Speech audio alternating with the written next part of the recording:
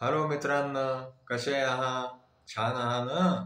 आज की नाही मी तुम्हाला एका मुंगीची आणखी कबुतराची गोष्ट सांगणार आहे. एकदा काय झालं माहितीये का? एक मुंगी जी आहे ती नदीच्या किनाऱ्यावरतून चालली होती.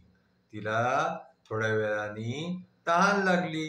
आता ती तहान लागली म्हणून ती पाणी प्यायसाठी नदीच्या किनाऱ्यावरती जे आहे ते पाण्याच्या जवळ गेली.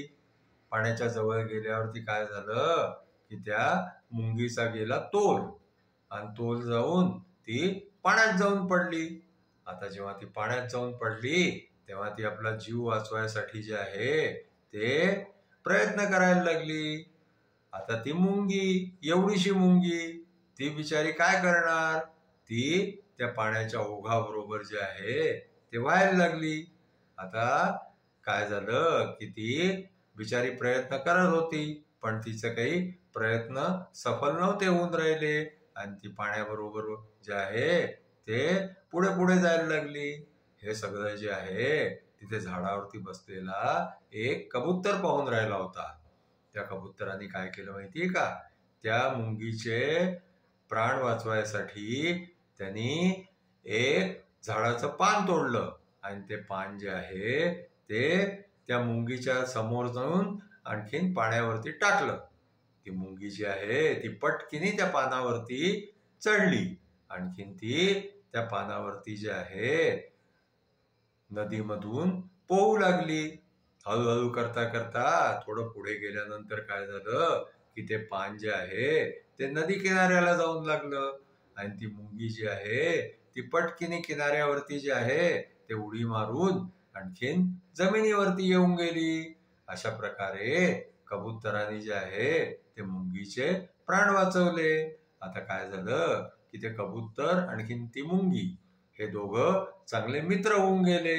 हे रोज भेटू लागले. यांचा आपसामध्ये जे आहे ते मैत्री वाढायला लागली. मग एक दिवस काय झालं माहितीये का?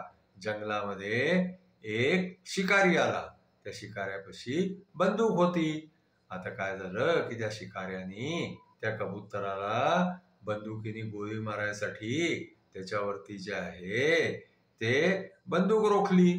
आता जे आहे मुंगी हे सगळं पाहून राहिली होती. आता मुंगी विचार करायला लागली की मी तर एवढीशी आहे, आता मी कबुतराचे प्राण कसे वाचवणार? या शिकाऱ्याने बंदूक चालवली तर माझा मित्र कबूतर जो आहे तो मरून जाईल. म्हणून मुंगी विचार करत ती एकदम तिच्या डोक्यामध्ये आलं आणि तिने काय केलं माहितीये का? ती त्या शिकाऱ्याच्या पायावरती चढली आणि त्याला खूप जोराने चावली. जसं त्या पायाला शिकाऱ्याच्या पायाला मुंगी चावली तसं शिकाऱ्याचा नेम जो आहे ना त्यांनी जो कबूतर मारायसाठी बंदुकीने लावला होता तो चुकला. आणखीन कबूतर त्या बंदुकीचा आवाज ऐकून आणखीन उडून गेला तिथं आणि तो जाता जाता मुंगीला म्हणाला की धन्यवाद मुंगी ताई, तू आज माझे प्राण वाचवले. तर ती मुंगी म्हणायला लागली की अरे मला कसले धन्यवाद देतो? तू सुद्धा तर माझे एकदा प्राण वाचवले होते जेव्हा मी नदीमध्ये बुडून राहिले होते. म्हणून आज मी तुझे प्राण वाचवले. मला मौका मिळाला आणखीन मी तुझे प्राण वाचवू शकले. ह्याच्यासाठी जे आहे मी स्वतःला भाग्यवान समजते. असं ती मुंगी बोलून आणखीन ती तिथं निघून गेली. आणखीन कबूतर जो आहे तोही जंगलातून उडून गेला. आणि मग जेव्हा शिकारी चालला गेला तेव्हा ते परत दोघं जण भेटले आणि मग दोघं खूप प्रेमाने बरोबर बरोबर त्या जंगलामध्ये खेळायला लागले, फिरायला लागले. आणखीन त्यांची मैत्री जी आहे ती वाढतच गेली. अशा प्रकारे जे आहे ते कबूतर आणि मुंगीची मैत्री खूप वर्ष चालली. आता आपली आजची गोष्ट इथेच संपली.